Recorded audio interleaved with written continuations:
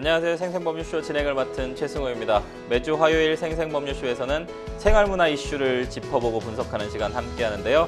권상희 문화평론가님 나와 계십니다. 어서 오십시오. 안녕하세요. 반갑습니다. 네. 평론가님, 요즘 감기가 넘어서 호흡기 질환이 정말 유행하고 있습니다. 건강관리 잘하고 계신가요? 일단 감기, 코로나 100일에 이 호흡기 질환의 종합 세트가 우리에게 찾아왔다고 얘기할 수 있는 건데, 저 지난달에 독감 예방접종 맞았고요. 그리고 작년에 코로나19부터 시작해서 감기, 인후염까지 한 석 달 정도 고생했거든요.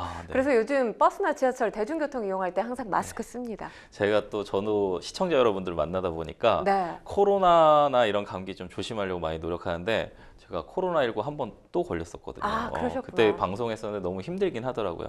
평론가님 좀 조심하셨으면 좋겠습니다. 네, 알겠습니다. 네. 지금 이 방송은 유튜브를 통해서도 실시간으로 함께 방송되고 있으니까요. 많은 시청 부탁드리고요. 유튜브를 통한 소통의 창구도 활짝 열어두겠습니다. 방송 중 궁금하신 질문도 올려주시면 답도 해드릴 테니까 많은 참여 바라겠습니다. 여러분은 지금 생생법률쇼 함께하고 계십니다.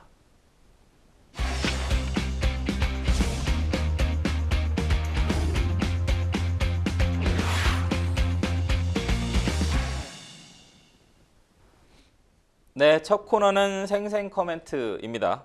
생생 코멘트는 각 분야에서 화제가 되고 있는 인물들과 이슈를 주제로 그 말을 하게 된 배경과 의미를 다양하게 풀어내는 코너인데요.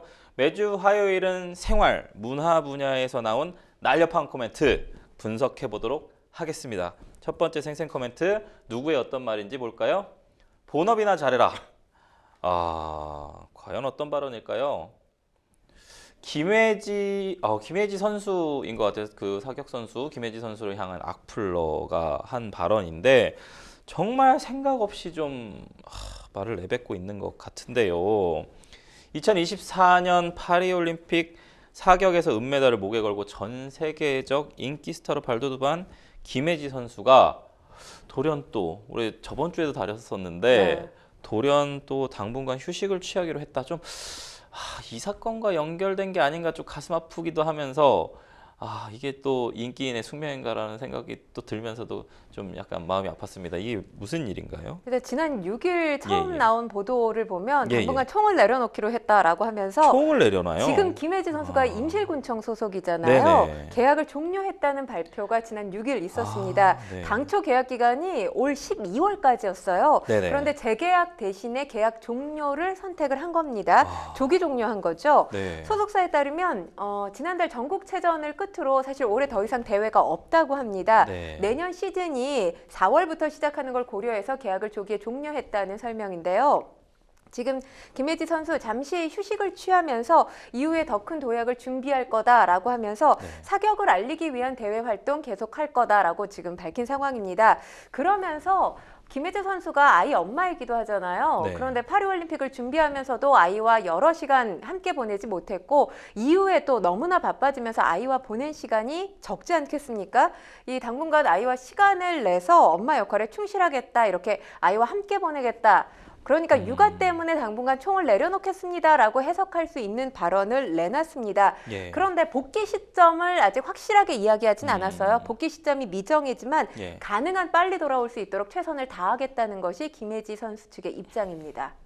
근데 사실 일론 머스크, 테슬라, 이제 루이비통 이런 부분들에 상당히 많이 저희가 전달을 드렸었지 않습니까?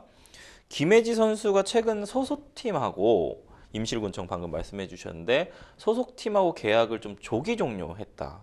이 부분에 약간 포커스가 있어요. 그래서 당분간 선수 생활을 좀 중단하기로 했다라는 이 배경에 악플이 영향이 있지 않겠는가라는 또 사람들의 의구심이 있거든요.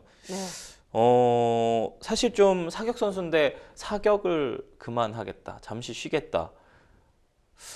좀 사실 뭔가 좀 있지 않을까라는 생각도 좀 들고, 특히나 이제 임실군청, 자기를 어떻게든 은메달리스트로 만들어준, 또 같이 동고 동록했었던 그런 실업팀인데, 실업팀 선수가 실업팀을 이제 떠나보낸다라는 것은 사실 또 실업팀을 보호하기 위해서의 어떤 또 현명한 선택이지 않을까, 지혜로운 선택이지 않을까라는 좀 생각도 듭니다. 김혜지 선수가 보여준 부분들이 좀 묵직하잖아요. 그래서 이분이 참 생각이 참 깊은 생각에 의한 결과물이 아닐까라는 생각이 저는 개인적으로 좀 드는데 심적으로 좀 많이 힘들었을 것 같습니다. 이게 진짜 악플 때문일까요, 평론가님? 일단은 지금 사실 표면적으로 애초에 나왔던 보도와 같이 예. 그 육아 때문에 예. 잠시 총을 내려놓겠다라고 했던 건 표면적인 이유였던 것 같고요. 네. 그 내부 사정을 들여다봤을 때는 네. 악플 때문이라는 게 지금 소속사에서 밝힌 입장입니다. 네. 사실 김혜지 선수가 방금 변호사님께서 언급을 네. 해주셨지만 다양하게 활동들을 해왔잖아요. 그렇죠. 예능 예. 프로그램에도 출연을 했고 예. 그럴 때마다 악플이 쏟아졌다고 합니다. 일례로 저희가 지난주에 말말말 이 시간에 맞아요. 김혜지 선수 이 테슬라 앰버서더가 됐다라는 맞아요. 굉장히 반가운 예, 소식을 전해드렸는데 그렇죠. 그때 달린 악플들을 보면 본업이나 잘해라. 은메달리스트가 금메달리스트보다 더 잘 나가네. 아이고야. 물 들어올 때 노져서 돈이나 많이 버세요. 이건 사실 비판이 아니라 비난이잖아요. 비난이죠. 예. 예. 비난의 댓글들이 잇따르기도 했다고 합니다. 네. 그런데 우리가 보는 김혜지 선수 뭐 이 권총을 잡았을 때는 그야말로 네. 굉장히 시크하고 냉철해 보이잖아요. 네. 그리고 평상시에는 뭐 의외의 코믹한 부분도 있어요. 네. 그런데 상당히 여린 사람이라고 합니다. 네. 그리고 또 어찌 보면 김혜지 선수가 파리올림픽 이전과 이후의 삶이 완전히 달라졌잖아요. 그러다 보니까 대중에게 이전에는 관심을 그닥 못 받았다면 이후에는 쏟아지는 관심, 그 가운데서 응원해주는 목소리도 있었지만 응원의 목소리가 아닌 이런 비난의 목소리, 대회 활동할 때마다 이 악플수가 늘었다고 합니다. 네. 이 비난의 목소리를 들을 때마다 이전에 뭐 그렇게 유명인 셀럽의 삶을 살지 않았기 때문에 굉장히 당혹스러웠을 것 같다라는 그렇죠. 생각도 예, 해요. 예. 그래서 여기에 상처를 상당히 많이 받았다라고 하고요. 네. 이 상처 때문에 잠시 휴지기를 갖겠다라고 선언을 한 것으로 보입니다. 아니 요즘은 사실 평론가님 부캐 전성 시대이지 않습니까? 그렇죠. 사실은 하나의 직업에서 프로페셔널을 나타낸 사람도 다른 어떤 자신의 어떤 한 번 사는 인생이니까요. 삶에 대해서 여러 가지 역할을 해볼 수 있는 기회들 열려 있는 사회. 훨씬 더 저는 직업의 다양성 입장에서는 되게 좋게 보는데 왜 김혜지 선수가 사실 일론 머스크하고 이제 테슬라하고 이렇게 앰버서더도 하고 저는 국위를 선양했다고 생각하는데 그렇죠. 일종의 국위 화보도 선양이라고 찍고 볼수 광고도 있죠. 찍고 네. 그런 건데 왜 또 배가 아파서 또 여린 사람의 마음을 또 상처를 줬을까? 좀 응원했으면 안 됐을까라는 생각도 좀 들거든요. 전 개인적으로. 왜냐하면 뭐 대중이 예. 상당히 많잖아요. 그러다 네. 보니까 뭐 아까도 제가 말씀을 드렸지만 김혜지 네. 선수의 대회 활동에 대해서 긍정적인 시선으로 바라보고 예. 응원을 해주는 대중들이 있느냐 하면 예. 반대급부가 반드시 존재를 네네. 하죠. 그러다 보니까 비판 또는 비난의 화살을 또 김혜지 선수에게 쏘아버리는 그런 네. 대중들도 있는 게 아닌가라는 생각이 드는데 어찌됐건 김혜지 선수 사실 연예인들도 이 악플에 악플도, 예. 대해서는 엄청난 스트레스를 호소하는 상황이잖아요. 네. 그런데 지금 이런 유명인의 삶을 산 지 이제 3개월 정도 됐단 그쵸. 말이에요. 예. 악플을 견뎌내기란 쉽지 않은 시간이지 않았을까라는 그럼요. 생각이 듭니다. 예, 뭔가 생을 마감하는 분들도 또 계시잖아요. 이게 그렇죠. 사실 사회적 문제거든요. 악플도 관심이라고 이거를 좀 즐겨야 할까요? 라는 생각도 좀 드는데 김혜지 선수 사실은 사격 선수로서 이제 올림픽 끝나고 나서 전국체전 관련된 부분이 조금 성적이 좀 안 나왔던 거예요. 악플 때문에 안 나온 건지 아니면은 뭐 어떤 것 때문에 이제 성적이 안 나왔는지 모르지만 중요한 건 선수로서의 활약, 그 올림픽 이후에 선수로서의 활약, 앰버서더 활동도 있고 뭐 여러 네. 사람들의 관심들도 있었지만 선수로서의 활약은 좀 어땠는지. 그리고 악플 관련된 건 저는 개인적으로 김혜지 선수 좀 응원하고 싶고 좀 네. 이런 악플이 좀 지양돼야 된다고 생각하는 저는 생각인데 평론가님 생각은 어떠신지까지 좀 말씀해 주시죠. 일단 지금 올림픽 이후에 선수로서의 김혜지 선수 모습을 좀 뭐 이건 기록이니까 예. 말씀을 드리면 예. 지난달 열린 전국체전에서 여자부 25m 권총 결선 7위를 기록했고요. 네. 공기권총 본선에서는 4점으로 13위에 그쳤습니다. 그래서 네. 결선 진출에 실패했고 지난 13일에서 18일 이 기간 동안 인도 뉴델리에서 이 사격 네. 월드컵이 열렸거든요. 네. 그런데 김혜지 선수 같은 경우는 파리올림픽에서 은메달을 땄기 때문에 예. 자동으로 출전할 수 있는 기회가 부여됐어요. 네. 그런데 어떤 이유인지는 명확하게 밝혀지지 않았는데 소속팀과 대한사격연맹에 출전 포기 의사를 밝혔습니다. 그러니까 사실 어찌 보면 김혜지 선수가 사격이 비인기 종목이기 때문에 사격을 알리기 위해서 맞아요. 대외 활동을 열심히 하겠다라고 맞습니다. 했잖아요. 네네. 그런데 뭐 일부 대중, 비난과 비판을 하고 있는 대중들의 시선으로 봤을 때는 사격을 알리기 위한 대외 활동으로 사격 선수인데 이 본연의 모습에 좀 비껴나간 거 아니냐 이렇게 실망했을 가능성도 전 있어 보입니다. 네. 그런데 아까도 말씀드렸지만 파리 올림픽 이후에 이제 석 달밖에 지나지 않았거든요.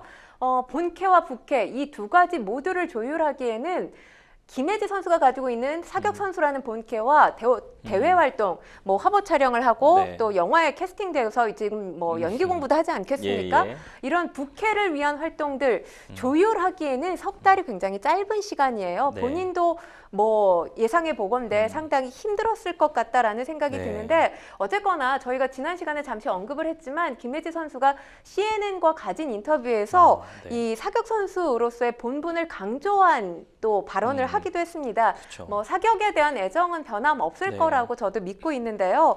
어쨌거나 지켜보는 대중 입장에서는 두 마리 토끼를 잡기 위한 충분한 시간을 좀 김혜지 선수에게 줘야 되지 않을까 이런 생각을 합니다. 사실 악플을 다는 행위 자체는 네. 악플을 다는 그 본인에게도 도움이 되지 않잖아요. 네, 저는 사실 평론가님 전국대회 7위, 15, 13위도 너무 잘한 성적 같은데 전 개인적으로 이게 올림픽 이제 은메달로 인해서 국제대회에 자동 출전권이 있는데도 불구하고 출전을 포기했다라는 좀 소식을 들으니까 너무 가슴이 아파지고 그러는데 김혜지 선수 좀 화이팅 하시고요. 편히 쉬시고 저는 얼굴 보고 싶으니까요. 좀 나오셔가지고 다시 한번 저희에게 씩씩한 모습 보여주셨으면 좋겠습니다. 저희는 첫 번째 생생 코멘트 마무리하고요. 두 번째 생생 코멘트 넘어가 보도록 하겠습니다. 두 번째 생생 코멘트 볼까요? 소와 환우 위에 써달라. 상당히 훈훈한 건데 정말 값진 일입니다. 누구의 선행일까요? 배우 변우석 씨 정말 핫하지 않습니까? 네, 요즘 그렇죠. 가장 핫한 블루칩 같은데요. 변우석 씨가 소와 한우를 위해서 상금 3억 원을 기부했다는 훈훈한 소식까지 들렸어요. 이게 네. 얼굴도 완벽하고 연기도 완벽한데 3억 원까지 기부하면 다른 남자들은 어떻게 합니까? 뭐 변우석 씨니까 가능한 일이겠죠. 네. 네, 세브란스 병원에 3억 원을 기부한 건데요. 네. 변우석 씨가 개인적으로 기부를 했기 때문에 소속사도 뒤늦게야 알았다고 그렇군요. 합니다. 예. 사실 보통 소속사를 통해서 관련 보도 자료들이 먼저 기사화되긴 그렇죠. 하잖아요. 예. 이번에는 조금 달랐던 거죠. 세브란스 측 이 변우석 씨의 기부와 관련해서 소아 항암 또 희귀난치 질환 환아들을 위한 일에 사용할 수 있도록 노력하겠다. 이렇게 한 언론에 밝혔는데요. 네. 변우석 씨가 사실 지난 여름에 상당히 곤혹스러웠을 거예요. 네. 과잉 경호 논란이 일었죠. 네네, 그렇죠. 사실 경호업체의 문제였는데 네. 아무래도 변우석 씨를 경호하다 발생한 일이다 네. 보니까 이 비판의 화살이 변우석 씨에게로 향한 측면도 분명히 있었습니다. 네. 하지만 통 큰 기부 소식으로 최근에 이 대중들의 마음의 온도를 상당히 끌어올려줬다라는 생각이 듭니다. 그 선제업고 티어라는 드라마에서 네. 많은 여심들을 이렇게 막 흔들어 놨. 그렇죠. 야, 정말 그런 유선제역 하셨는데 변우석 씨에 대한 미담이 계속해서 나오고 있어요, 평론가님. 스태프들이 인정을 한 인성 좋은 배우다라는 말도 있다는데 이건 뭔가요? 지금 뭐 미담 몇 가지만 좀 말씀을 네. 드리면 네. 사실 변우석 씨가 이 지난 5월에 네. 선제업고 티어로 굉장히 주가가 올라가면서 네. 핫한 라이징 스타가 된 거잖아요.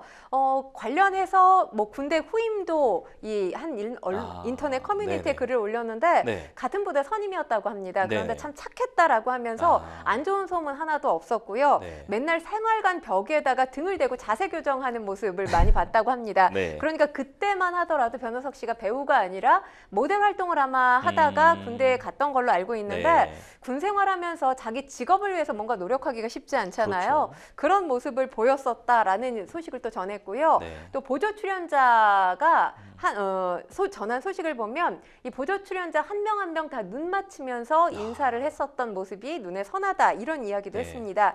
또 지난 6월에 변우석 씨가 이제 아시아 팬클럽 투어를 했었어요. 이 이때 함께 동행했던 메이크업 아티스트에 따르면 스태프들 먹게 납작 복숭아 씻어서 직접 가져다 줬다고 합니다. 인증사진을 남겨서 또 화제가 되기도 했고요. 네네. 지난 9월에 일본에서 팬미팅이 있었는데 이 팬미팅 자리에 선제업고 튀어를 연출했던 감독이죠. 윤정호 감독 또 이시은 작가를 비롯한 스태프들을 초대하기도 했다고 합니다. 지금 뭐 이렇게 쭉쭉쭉쭉 나오는 얘기만 들어봐도 너무 훈훈한 참 소스윗가인데 뭔가 그 군대 얘기도 들어보니까 꾸준함과 성실함이 좀 겸비되어 있는 인성 좋은 배우다라는 약간 좀 저는 개인적으로 좀 생각이 좀 듭니다. 평론가님 얘기 들어보니까 스태프들뿐만이 아니라 좀 동료들 같은 뭐 배우들의 동료들도 미담도 좀 이어지고 있다는데 그거는 좀 얘기 좀 들려주시죠. 홍석천 씨가 예. 모델 활동을 네. 할 때부터 변우석 씨하고 친분이 있었던 네. 것 같아요. 연기자가 되라, 배우로 전향을 해라 이렇게 강력하게 추천을 해줬던 사람이었다고 네네. 합니다. 한 라디오 프로그램에 출연해서 너무 착하고 바른 친구다라고 얘기를 하면서 모델 일이 좋아서 늦게 배우 일을 시작을 했는데 이렇게 잘 됐다라고 하면서 애정을 드러내기도 했고요. 또 선제업고 티어에서 함께 출연했었던 이 가수겸 배우죠. 엠플라잉의 이승엽 씨 지난 7월 한 라디오 프로그램에 출연을 했는데 이때 이제 엠플라잉 신곡이 나왔었습니다. 네가 네 마음에 자리 잡았다.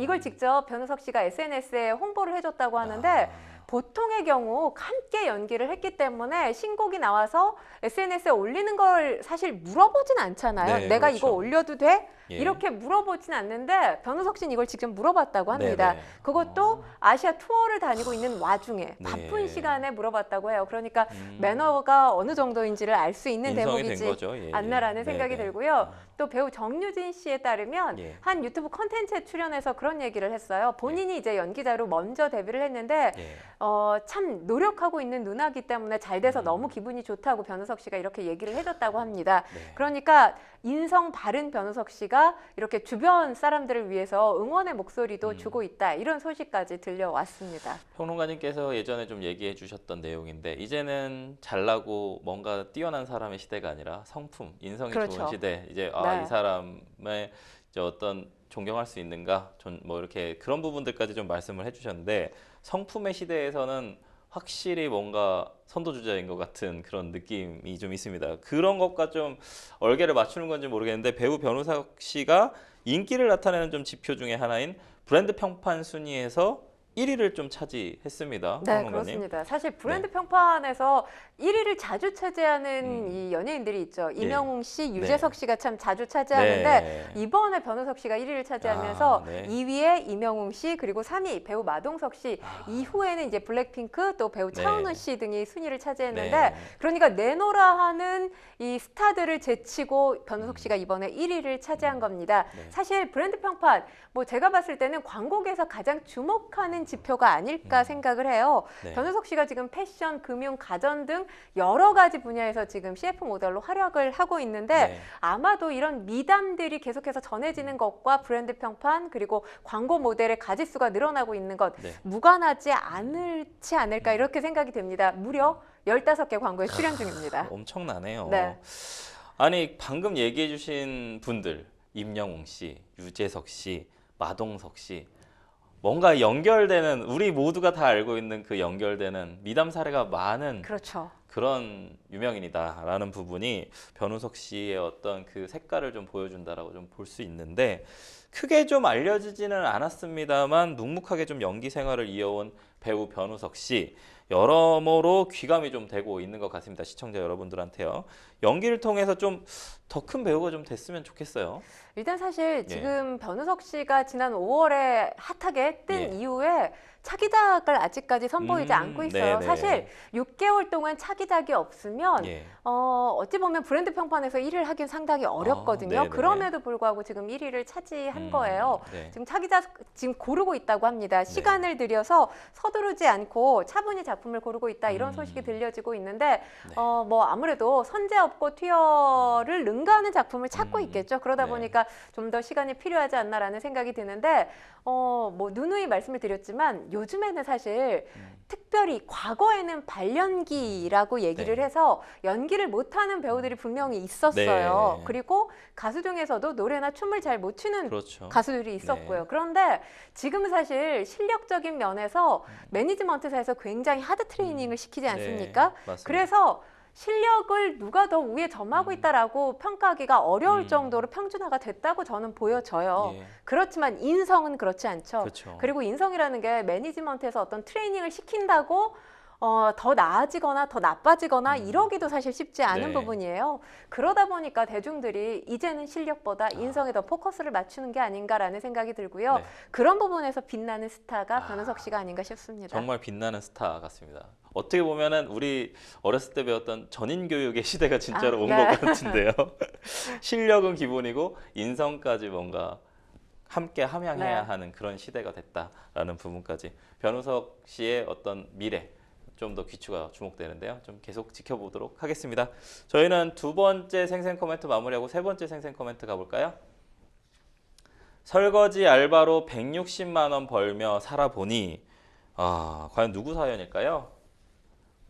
배우 최강희 씨, 배우 최강희 씨가 활동 중단 후에 식당 설거지 등 여러 아르바이트를 하면서 자신을 좀 뒤돌아본 경험을 공개를 했는데요. 다양한 경험을 통해서 얻어마가 참 많을 것 같아요, 평론가님. 일단 뭐 연기를 그만둔 이유를 한 강연 프로그램에서 예. 이야기를 했습니다. 예. 연예인의 자리가 되게 무겁고 불편했다고 해요. 일단 행복하지 않았고 외롭기도 했다고 하면서 문득 내가 오해를 당하거나 어떤 어려운 일을 겪을 때 내가 나를 지켜낼 수 있을까? 이런 질문을 던졌는데 그럴 수 없을 것 같다는 대답을 했다고 합니다. 그래서 멈추기로 결정을 했다는 게 최강희 씨의 설명인데 네. 그러면서 연기 생활을 하면서 이 공부를 하지 않은 게 가장 두려웠다고 합니다. 연기 생활 무려 25년이나 했는데 그쵸. 고등학교 졸업하고는 다른 자기 개발은 하지 않았다고 해요. 네. 그래서 선택한 게 바로 아르바이트였고요. 네. 친구 고깃집에 가서 네. 이 설거지 아르바이트 아. 그리고 김숙 씨하고 송은이 씨하고 굉장히 친하잖아요. 예. 이 두 사람의 집에 가서 가사 도우미로 또 일을 했다고 합니다. 네. 이렇게 해서 번 수입도 밝혔는데 한 달에 160만 원을 벌었다고 해요. 네, 네. 그런데 사실 배우 최강희 씨가 벌었던 소득은 이보다 훨씬 더 컸을 거 그렇겠죠. 아니에요. 예, 예. 그럼에도 불구하고 이 수입 안심이 됐다면서 생활비로 쓰고 나머지는 편집이랑 또 이 작가가 되기 위해서 작가 학원을 다녔다고 합니다. 그렇군요. 그러면서 사실 이 설거지 아르바이트를 하면서 본인이 가장 어떤 두려웠던 측면이 사람들이 본인을 알아보고 사인해달라, 사진 찍어달라 이렇게 관심을 가질까 그게 가장 걱정스러웠는데 생각보다 사람들이 자기한테 관심이 없었다고 해요. 그래서 이런 쓸데없는 생각 때문에 내가 힘들게 살았구나라는 걸 깨닫고 이제부터 내 길을 가야 되겠다라고 생각하면서 그 길을 지금 가고 있는 중이라고 밝혔습니다. 연기가 참 좋아졌다라고 하면서 차기작 아직 결정되진 않았는데 지금 연기 스터디 중이라고 하거든요. 이제 뭐 최강희 씨의 연기 이전의 연기하고는 좀 달라지지 않을까라는 생각도 듭니다. 너무 기대되는데요. 네. 3년 동안 어쨌든 사회생활을 조금 더 일반적인 우리 국민들이 하고 있는 생활들을 좀 경험을 하셨으니까 뭔가 더 깊은 연기, 지혜로운 연기가 나올 수 있지 않을까라는 좀 생각도 좀 드는데요. 최강희 씨는 사실 미담 제조기로 사실 원래 유명하신 분이잖아요. 최강희 씨 백혈병 환자에게 골수를 좀 기증한 사실이 알려져서 화제였는데 미담 제조기 그 자체인 것 같습니다. 네, 그렇습니다. 지난 주말에 최강희 씨가 한 지상파 예능 프로그램에 출연해서 이와 관련된 얘기를 했는데 최강희 씨가 헌혈만 46번을 했어요. 그리고 1999년에 조혈모 세포 이 기증 희망 서약을 했고요. 2007년 10월에 영화 촬영 중이었는데 이때 본인과 골수가 일치하는 백혈병 환자에게 골수를 기증했습니다. 사실 연예인으로서는 최초의 일이었기 때문에 그 당시에 상당히 기사가 많이 났었던 걸로 저도 기억을 하고 있습니다. 기증 과정에 3일 동안이나 병원에 입원해 있었다고 하고요. 어머님 모르게 병원에 입원하고 골수 기증을 했는데 그때 이제 친했던 송은이 씨와 김숙 씨가 병문안을 왔는데 김숙 씨가 찍은 사진이 기자분에게 알려지게 되면서 기사화돼서 어머니가 나중에 알게 됐다고 합니다. 그러니까 골수 기증뿐만 아니라 이후에도 지금 선행이 계속되고 있거든요. 2009년에는 SA집 수익금 전액 기부를 했고요. 또 미혼모들을 위한 자선 바자회를 열기도 하고 아프리카 지역에 있는 굉장히 빈국들을 자주 찾아다니면서 봉사활동 꾸준히 하고 있습니다. 계속되는 선행에 이 최강희 씨야말로 파파미 중에 대표적인 연예인, 파도파도 미다 연예인 중에 하나로 꼽히고 있습니다. 네, 그렇죠. 사실은 아역 때부터 벌써 25년 했다고 아까 말씀해 주셨는데 아역 때부터 이렇게 좀 소위 뜬 연예인들은 이러기 쉽지 않은데 오랜 배우 생활을 좀 하면서도 이렇게 파도 미담이기가 참 존경스럽습니다. 그런 부분에 좀 존경스럽고 최강희 씨 행보에 좀 누리꾼들은 리스펙이라면서 존경의 뜻을 좀 표하고 있다는데요. 헌혈을 사실은 꾸준히 한다는 것, 아까 조혈모 세포 기증 선행도 했습니다만 이게 결코 쉬운 일이 아니잖아요, 평론가님. 정말 대단한 일이라는 좀 생각이 들더라고요. 사실 헌혈을 하게 된 계기를 밝혔는데 저는 역시 최강희는 최강희구나라는 생각을 한 게 자존감이 느껴질 때, 자존감이 낮게 느껴질 때 내가 쓸모없다는 생각이 들었다고 합니다. 진짜요? 그럴 때 피를 뽑으러 갔다고 해요. 내 피가 누군가한테는 좋은 일이 될 수 있는 거잖아요. 그러니까 사실 올해의 뭐 강력한 트렌드 하면 럭키비키로 대표되는 원형적 사고라고 할 수 있는데 이건 그야말로 강의적 사고가 아닌가 이런 생각이 들어요. 한동안 2주마다 알람을 맞춰놓고 헌혈을 하러 갔다고 해요. 뭐 사실 방송을 보니까 헌혈을 할 때 신체 상태에 대한 질문뿐만 아니라 심리적인 상태도 묻더라고요. 감정 상태가 어떠냐라고 묻는데 최강희 씨가 너무 해맑은 얼굴로 행복해요 이렇게 얘기를 하거든요. 근데 헌혈할 때 사실 감정 상태 물으면 괜찮아요 정도는 얘기할 수 있지만 해맑게 웃으면서 행복해요라고 얘기하기는 어렵지 않나요? 진짜 하고 싶은 거예요. 진짜 하고 싶은 거. 근데 그 장면을 보는 순간 이게 바로 최강희 씨가 대중에게 주는 힐링 포인트가 아닌가라는 생각을 했습니다. 사랑받는 이유이기도 한 거예요. 그러다 보니까 최근에 가장 감동을 준 배우다, 뭐 마음도 따뜻하고 마인드도 건강한 배우 흥해라 이런 응원의 목소리들이 계속 이어지고 있습니다. 정말 존경스러운 부분이 있습니다. 사실 또 되게 밝으시잖아요. 그렇죠. 매스컴에 나오는 것만 보더라도 이 사람이 얼만큼 진정성 있고 밝은 배우인지 건강한 배우인지도 좀 보이는데 자존감이 낮을 때 사람들은 다 그런 것 같아요. 저도 그렇지만 어느 순간 내가 좀 쓸모없는 존재가 아닌가? 이 세상에서 좀 그런 존재 아닌가? 이런 생각할 때도 있는데 그럴 때마다 헌혈을 하러 갔다. 그러니까요. 저도 헌혈을 하러 가야겠습니다. 좋은 방법 알려주셔서 감사하고 최강희 씨 하면은 좀 얼핏 보면 굉장히 4차원 같은데도 진지하게 좀 자신의 주관대로 멋진 삶을 살고 있다는 좀 생각이 드는데요. 배울 점이 참 많은 것 같아요, 평론가님. 어떻게 보십니까? 사실 25년 동안 연기 활동을 했을 때는 대중에게 배우 최강희의 모습, 엉뚱함이라든지 말씀하신 뭐 4차원 매력이라든지 이런 것들이 각인이 됐다면 지금 3년간의 공백기를 가지고 대중 앞에 선 최강희 씨의 모습은 배우 최강희라기보다는 인간 최강희의 매력을 굉장히 크게 발산하고 있는 게 아닌가 이런 생각을 합니다. 사실 송은희 씨 소속사와 계약을 맺었잖아요. 그렇죠. 그럼에도 불구하고 매니저 없이 저 다니겠어요 하면서 매니저가 해야 될 역할을 본인이 다 하고 있거든요. 그러니까 그동안 매니저 손에 이끌려서 다녔기 때문에 할 줄 아는 게 아무것도 없어서 지금 하나하나 배워나가는 게 너무 기쁘다라고 이야기를 해요. 근데 다들 아시겠지만 최강희 씨가 77년생, 이제 40대 중반을 넘어섰어요. 성장을 이야기할 만한 나이가 아니라고 대중이 생각할 수 있는 나이임에도 불구하고 성장하는 본인 모습을 이제 본인이 발견하는 게 상당히 행복해 보입니다. 그리고 그 모습을 보는 시청자들도 기쁨을 느끼지 않을까라는 생각이 드는데 성장케 최강희 씨, 이 최강희 씨가 뿜어내는 무해함 때문에 이 대중들이 최강희 씨에 대해서 응원의 목소리가 더욱더 커지는 게 아닌가 싶습니다. 얘기 들어보니까 파파미 인간 최강희님 행복을 주셔서 감사합니다. 응원하겠습니다. 지금까지 생생 코멘트 만나봤고요. 저희는 뉴스픽스로 다시 돌아오도록 하겠습니다. 여러분은 지금 생생법률쇼 함께하고 계십니다.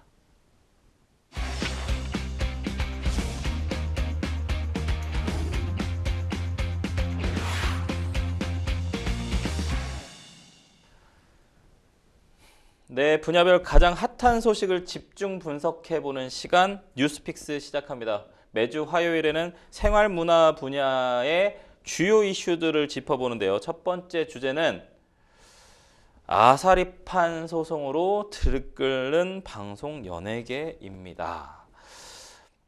지금까지 좀 파도 미담 좀 좋은 얘기들 했는데 연예계들 사실 뭔가 소송 이런 것들 많잖아요. 그리고 뭔가 서로 다투고 싸우고 이런 경우도 좀 많은데 이젠 좀 약간 진중하고 좀 분쟁적인 얘기도 좀 해보도록 하겠습니다. 넷플릭스 그 흑백요리사에 출연한 한식대가 이영숙 나경버섯 농가 대표가 채무불이행 의혹을 받고 있는 가운데 관련 소송만 17건에 휘말린 것으로 좀 알려졌는데요. 앞서 비투 논란에 대해서 해결되었다고 했었는데 오히려 일이 더 커지고 있는 모습입니다. 저희가 저번 주에도 다뤘었지만 워낙 요즘 핫하니까요, 흑백 요리사가. 아, 이거 해결이 안 되고 오히려 더 커졌어요, 평론가님. 추후 보도가 계속 나온 건데요. 애초 보도에서 저희가 지난주에 짚어드렸지만 이용숙 대표가 뭐라고 했냐면 입장이 서로 입장 차이가 있다라고 하면서 빌린 돈 다 갚았다. 악의적인 비방이라고 하면서 법적 조치 취하겠다라는 취지의 목소리를 냈던 게 애초에 나왔던 보도였습니다. 그런데 말씀하셨다시피 한 방송사가 지금 이용숙 대표와 관련된 법정 싸움 판결문을 공개를 한 거예요. 현재 이 대표 관련 소송만 17건, 상당히 많죠. 법원은 이 대표의 방송 출연료를 압류하기로 결정을 한 건데요. 뿐만 아니라 지금 전해진 소식 중에 놀랄만한 소식. 이용숙 대표 이 토지 등 부동산 재산을 가족에게 증여했던 것으로 전해지고 있습니다. 채권자에게 빚을 갚지 않고 자기 재산을 줄이는 행위를 한 건데요. 다만 이용숙 대표가 채무 불이행과 관련해서 채권자 측과 소통이 잘 이루어지지 않아서 상환과 관련해 제대로 파악하지 못하고 있었다라고 하면서 현재 변호사를 통해서 사안을 확인하고 있으면서 이 남은 빚이 있다면 변제 책임을 다하겠다 이런 입장을 전했는데 사실 애초 보도에서 나왔던 이용숙 대표의 입장과 후속 보도에 나온 이용숙 대표의 입장차가 좀 달라졌어요. 그러니까 애초 보도에서는 난 빚 다 갚았어요. 그리고 이건 악의적인 겁니다. 이렇게 목소리를 강하게 냈다면 남은 빚이 있다면 변제 책임을 다하겠다. 근데 본인이 돈을 빌린 사람이잖아요. 본인이 빚을 갚았는지 갚지 않았는지를 모르나요? 빚이 있다면이라는 가정법을 썼다는 것 자체가 저는 사실 이 입장 표명 자체가 상식적이지 않다라는 생각이 들고요. 구차한 변명처럼 들리거든요. 그렇네요. 근데 변호사님 사실 이게 지금 소송 건수가 17건이나 되다 보니까 이 전문적인 법률 용어도 나오고 그래서 시청자분들한테 보다 좀 쉬운 설명이 필요할 것 같아요. 그래서 제가 시청자 입장이 돼서 좀 질문 몇 가지만 해보고 싶습니다. 갑자기요? 네. 갑자기 저 MC인데 오늘은 답변을 좀 해주시는 입장이 되어야 해요. 갑자기 변호사 모멘트로 다시 돌아서. 변호사 직업적으로 한번 질문 주시죠. 지금 일단 채권자에 따르면 대여금 이 청구 소송에서 승소를 했는데도 불구하고 이 씨한테 돈을 제대로 받지 못한 거잖아요. 그러면서 결국은 이 법정 싸움이 길어지게 된 건데 경매까지 갔는데도 채권자가 돈을 지금 제대로 받지 못했다고 해요. 이거 정말 답답할 노릇일 텐데 법률적으로 지금 이해가 쉽게 되지 않는 부분도 있는데 이렇게 지금 이 상황에서 딸에게 또 증여를 했다라는 이야기가 들린단 말이에요. 이게 가능한가요? 사실은 가능은 해요. 법적으로는 불가능하지만 현실적으로는 가능합니다. 왜냐하면 가처분 소송을 해서 막아놓거나 가압류를 하거나 이런 게 아니라면 미리 사전에 예방적인 부분을 하지 않았다면 할 수는 있습니다. 근데 지금 경매를 갔다라는 건 결국은 판결이 있고 집행권원이 있다라는 표현이거든요. 그러니까 집행문이 있습니다. 그럼 지금 채권 압류 및 출시민 아니면 부동산 강제 경매까지 들어갈 수 있는 상황인데 증여한 거 이거는 좀 문제입니다. 왜냐하면 증여는 만약에 채무를 면탈하기 위해서 증여를 한 거면 강제집행 면탈죄로 형사고소 될 수가 있고요, 우선. 두 번째로 이제 증여한 것은 내가 예를 들어서 채무 초과 상태라고 법적인 용어는 쓰거든요. 예를 들어서 1억이 재산이 있는데 5억을 빚을 내 가지고 채무를 이제 늘렸어요. 그러면 이제 4억 정도 면탈하게 된 거잖아요. 그런 경우에는 사행위 취소 소송이라고 해서 채권자 취소 소송을 하게 됩니다. 그래서 원래 상태로 되돌려 놓는 소송을 하거든요. 그래서 아마도 채권자들은 지금 17건 소송 중에 사행위 취소 소송을 하게 될 겁니다. 그 증여가 잘못됐다. 근데 이게 또 법률행위 있는 날부터 또 3년 이런 게 있기 때문에 그 기간들은 어떨지는 잘 모르겠어요. 근데 아마 사행위 취소 소송을 하게 되고 강제집행 면탈죄 형사고소 들어오고 법원에 지금 경매 들어간 거는 채권자들끼리 안분배당하게 되는 그런 형태가 될 것 같습니다. 그러면 지금 변호사님 일단 법원에서 출연료를 압류하라 뭐 이렇게 지금 된 거 아니에요? 흑백요리사 출연료가 이제 압류당하게 됐는데 채권 압류 및 추심 명령 이게 어떻게 진행이 되는지도 궁금하고요. 그리고 일단 지금 돈을 빌린 지는 10여 년도 넘었잖아요. 이것과 관련해서 지금 A씨 측에 따르면 우리가 받아야 될 돈이 3억에서 4억 사이다. 이렇게 이야기를 하고 있는데 이자까지 다 합쳐서 받을 수가 있나요?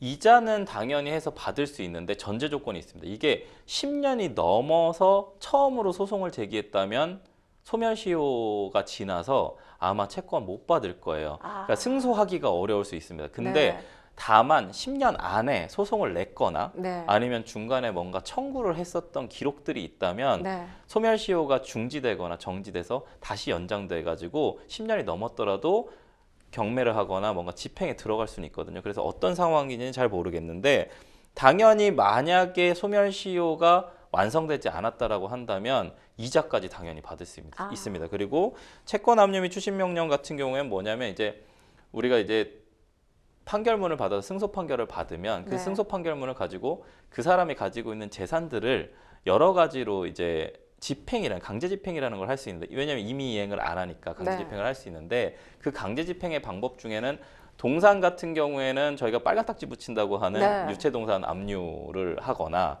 그 다음에 이제 채권 같은 경우에는 채권 압류 및 추심 명령이라고 해서 뭐 은행 뭐 계좌, 은행 계좌나 뭐 이런 부분들에 대해서 이제 채권을 회수하는 형태고 부동산 같은 경우는 강제 경매해서 부동산을 매각하는 거죠. 매각해서 현금화시켜서 돈을 배당받는 형태가 될 거고 자동차, 선박, 항공기 이런 것들 전부 다 매각해가지고 현금화시켜서 받게 되는 거죠.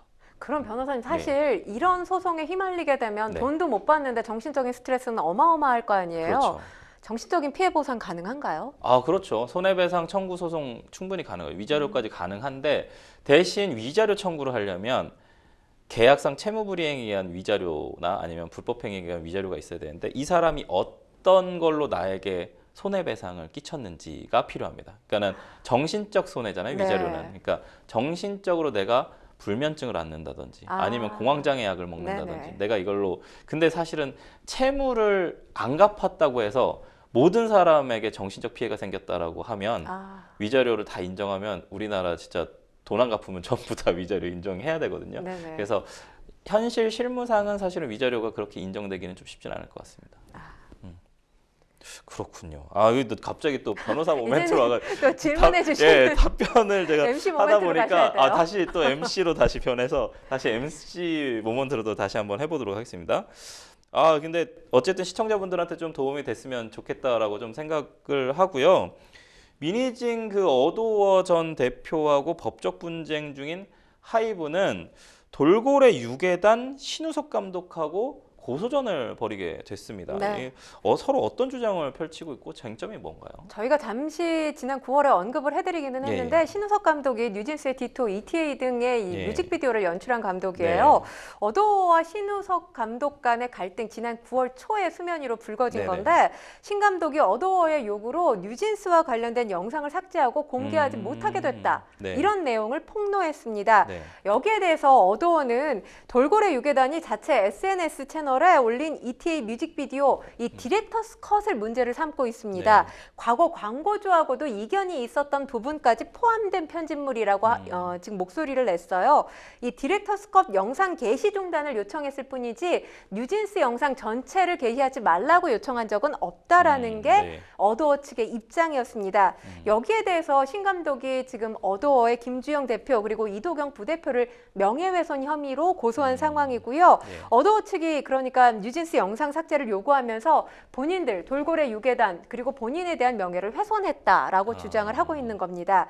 여기에 지금 뉴진스 어도어 측에서 밝힌 내용을 보면 뉴진스와 관련해서 좋은 작품을 만들어준 신우석 감독에게 개인적인 감정은 없다라고 밝히면서 2달 전에 신우석 감독을 상대로 계약 위반의 책임과 불법 행위 손해배상 책임을 묻는 민사소송을 제기했다는 겁니다.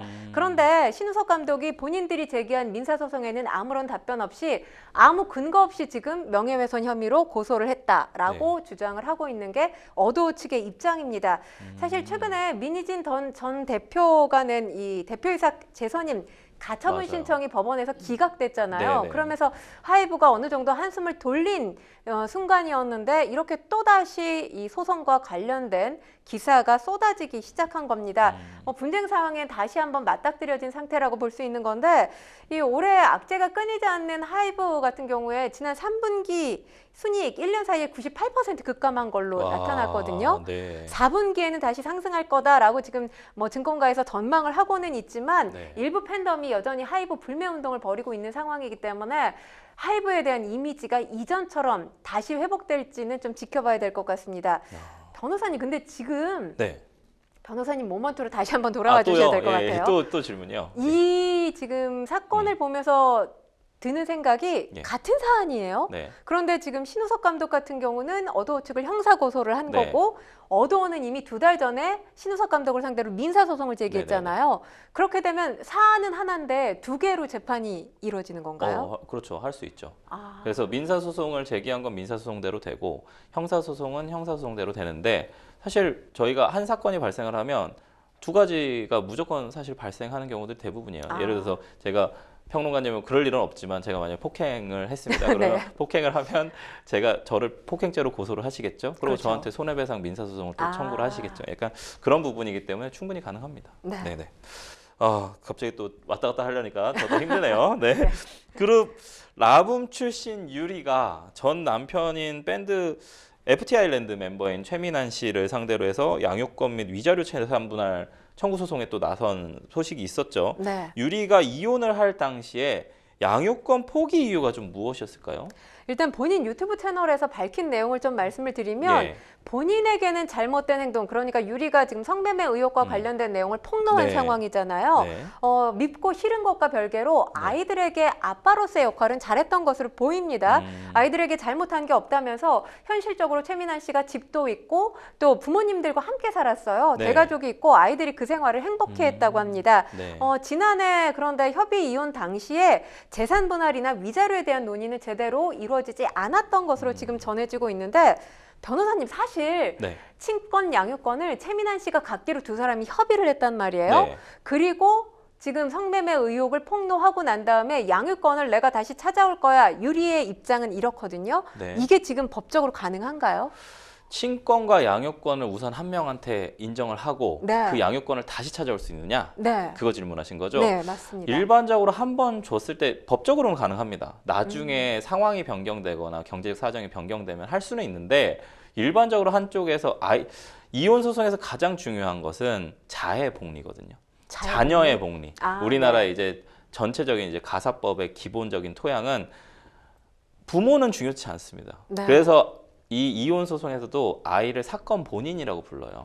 그래서 이 사건에서 가장 중요한 사람은 자녀의 복리입니다. 그래서 네. 그 자녀가 얼만큼 성장할 수 있는지가 가장 핵심이기 때문에 아버지가 경제적으로 윤택하다거나 네. 어머니는 좀 키우기 어렵다거나 그러면 자의 복리를 위해서 아버지에게도 양육권을 줄 수도 있습니다. 특별히 아버지가 어떤 문제가 없다면요.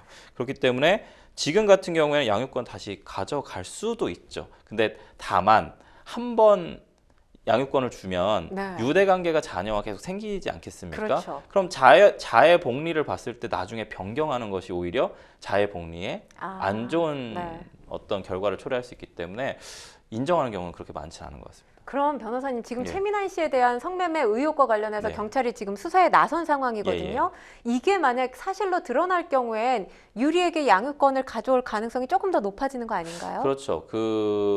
어쨌든 남편이 어쨌든 신뢰를 저버리는 행동들을 했으니까. 네. 근데 이제 자해복리와 연결성이 있는가, 상당인과 관계가 있는가, 이것도 좀 따져봐야겠지만 어찌됐든 그럼에도 불구하고 아버지로서의 역할을 제대로 못한 행위에 분류는 될 수 있을 것 같다. 네, 부정행위가요. 네, 그렇습니다. 아유, 그렇군요. FT 아일랜드가 최민환 씨 없이 이용기, 이재진 2인 체제로 아시아 투어를 좀 마무리했다는 소식도 들립니다. 사실상 2인 체제 활동하는 건가요? 그러니까 사실 FT 아일랜드가 애초에는 5인 체제였다가 지금 줄고 줄어서 2인 체제가 돼버린 건데 일단 FT 아일랜드 소속사에 따르면 잠정적으로 2인 체제로 활동한다라고 밝혔어요. 왜냐하면 최민환 씨에 대한 경찰 수사 결과가 아직 나오지 않았기 때문인 걸로 보이는데 최민환 씨 경찰 수사 결과 만약 이게 무혐의가 된다면 다시 활동 복귀가 가능해지겠지만 지금 관련해서 유리 씨는 계속해서 뭔가 입장 표명을 하고 있는데 최민환 씨 입장 표명이 전혀 없는 상황이거든요. 사실로 드러나게 된다면 FT 아일랜드 멤버로서 무대에 서는 모습은 보기 좀 어렵지 않을까 싶습니다. 그렇군요. 방송 연예계 같은 경우에는 좀 말이 많은 곳인 만큼 좀 법적인 소송도 많이 벌어지고 있는 것 같습니다. 이제 2024년도 얼마 남지 않았는데 좋은 소식만 가득하기를 좀 기대해 보도록 하겠습니다. 저희는 첫 번째 뉴스픽스 여기서 마무리하고 두 번째 뉴스픽스로 넘어가 보도록 하겠습니다. 두 번째 뉴스픽스 주제는요. 건강 증진이냐 민폐냐 러닝크루 논란입니다. 평론가님 요즘 진짜 러닝 많이 하거든요. 그렇죠. 네, 달리는 분들 참 많아요. 네, 특히 20, 30대를 중심으로 인기를 네. 엄청나게 끌고 있는데 어떻게 보시나요? 뭐 일종의 동호회고 굉장히 네. 긍정적으로 보이지만 네. 저희가 오늘 타이틀을 보시면 아시겠지만 예. 건강 증진만을 위해서 러닝 크루를 바라봤을 땐 긍정적으로 볼 수 네. 있지만 이들이 또 뿜어내는 소음이라든지 길을 네. 막는 행위라든지 네. 민폐 논란이 계속되고 있는 네. 상황이거든요. 네. 그렇기 때문에 100% 긍정적으로만 해석할 수는 없어 보입니다. 사실은 뭐 중국은 자전거 논란이 있습니다. 막 20만 그렇죠. 명 한꺼번에 타고 다니고 네. 막 지금 우리 지금 나라는 어쨌든 러닝 크루 논란이 좀 있는데 관련 상품 매출도 급증했다고 해요. 러닝화 엄청 팔렸다고 하는데요. 아무래도 러닝 인구가 늘어나면 늘어날수록 러닝화에 대한 판매가 늘어날 네, 수밖에 네. 없겠죠. 국내 운동화 시장 규모가 2019년에 3조 1,300억 네. 원이었습니다. 네네. 그런데 지난해 4조 원까지 늘었고요. 이 가운데서 러닝화가 차지하는 비중 예. 1조 원을 넘어섰습니다. 네. 한 이커머스를 보면 러닝화 등 달리기 관련 상품 매출 최대 500% 이상 증가했고요. 진짜요? 한 운동화의 브랜드 러닝화 매출도 2배 이상 올랐습니다. 사실은 이제 코로나를 겪으면서 골프에서 골프 좀 비싸다. 테니스로 넘어갔다가 그렇죠. 이제 테니스도 비싸다. 그래서 좀 이제 저렴한 러닝으로 갔는데 이게 또 역시나 우리나라 사람들이 이렇게 네. 변하지 못하는 게 러닝화도 계급이 있다. 약간 이렇게 해서 고가의 러닝화 일상복에 좀 매치하는 러닝 코어, 네. 러닝화 코어 현상도 나타나고 있고 이게 러닝화 신풍속도 현상인가요? 계급도를 일단 보면 네. 이제 나이땡, 아디다땡 무슨 브랜드인지 아시겠죠? 그래요? 예, 이건 나이- 주요 브랜드의 네. 러닝화가 국가대표급이고요. 네. 그 다음이 지역대표, 동네대표, 마실용, 입문용 이렇게 정리가 돼 있습니다. 네. 표면적으로는 사실 입문용부터 전문가용까지 분류를 해놓은 것처럼 보이지만 네. 이게 SNS에 또 게시글, 또 사진 네. 올리잖아요. 네. 그래서 뭔가 금 나누기가 될 수 있는 거 아니냐 이런 우려의 목소리가 있고요. 네. 또 패션 트렌드로 러닝 코어가 요즘 지목되고 있는데 네. 이 역시 사실 러닝화에 일상복을 매치하는 그 간단한 수준에서 그치는 게 아니라 예. 러닝할 때 쓰는 또 선글라스가 있습니다. 그래요? 그리고 입는 조끼가 또 따로 있다고 해요. 그래요? 러닝할 네, 때요? 이런 것들을 매치해서 입다 보니 네. 이제 사회 경제학적 측면에서는 네네. 러닝크루 열풍이 좀 허세 문화를 나타내는 거 아니냐 이런 지적도 있습니다. 그렇군요.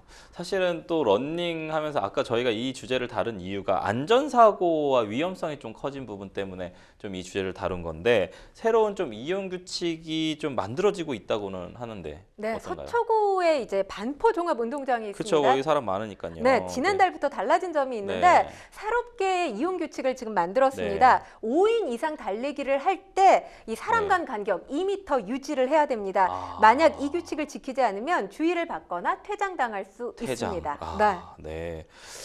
무섭네요. 퇴장. 러닝 트랙이니까요. 네. 그럼 다 한강공원으로 가면 어떡하죠? 저기 반포 종합운동장. 네, 그럴 수 있죠. 시민들이 좀 불편함을 느낄 수도 있을 것 같아요. 막 엄청 이렇게 그렇죠. 그쵸, 20명, 30명씩. 그리고 문제인 건 그렇게 달리다가 인증샷 찍는다고 길을 막는 경우가 아. 굉장히 자주 발생한다고 그래요. 그래서 아. 이 문패 관련 이 민원이 끊임없이 제기되고 있습니다. 그렇군요. 네. 서초구 말고 뭐 다른 지자체들도 있나요? 일단 성파구 같은 경우는 네. 석촌호수에 이 러닝크루들 상당히 많거든요. 그쵸. 이 석촌호수 산책로에 3인 이상 무리지어 달리기 자제 이 현수막이 걸려 있고요. 네. 경기도 화성시 동탄호수공원에도 러닝크루들이 많은데 네. 러닝크루 출입 자제 권고를 내걸고 있습니다. 중요한 건 강제성이 없다는 거예요. 네. 권고 수준이기 때문에 한계가 있는데 사실 제재에 앞서서 이 민폐 논란, 성숙한 시민의식이 좀 뒷받침돼야 되지 않을까 싶습니다. 네, 그리고 또 이 고성능 런닝화 착용, 고성능 고가의 런닝화 착용 등으로 과도한 어떤 장비 욕심하고 무리한 운동으로 좀 부상이 찾아오는 경우도 좀 적지 않다고 합니다. 정도껏 좀 적절하게 운동하는 것이 정답이지 않을까요? 네, 그렇습니다. 전문가들에 따르면 예. 이게 본인의 연령이나 신체 조건 잘 알고 있잖아요. 네. 여기에 맞춰서 달리기 정도, 강도를 적절히 조절해야 몸에 무리가 가지 않는다고 합니다. 그리고 중요한 건 사실 건강을 위해서 달리는 나의 행위, 나에게는 득이 될지 모르겠지만 누군가에게는 독이 될 수도 있다는 사실 좀 반드시 기억하셨으면 좋겠습니다. 그렇군요. 평론가님, 런닝크루 열풍 참 하나의 문화로 좀 자리 잡았으면 좋겠는데 뭔가 좀 시청자분들, 그다음에 런닝 하시는 피해 주시는 분들한테 한 말씀 딱 해주시죠. 러닝에도 매너가 있죠. 아까 제가 말씀드렸던 것과 연관되는 부분인데 사실 개인 혼자 뛸 때 고독한 러너일 땐 조용히 계시다가 단체일 땐 여러 사람의 이 어떤 힘을 믿고 방종하는 경우가 있는데 주의하시기 바랍니다. 네. 네.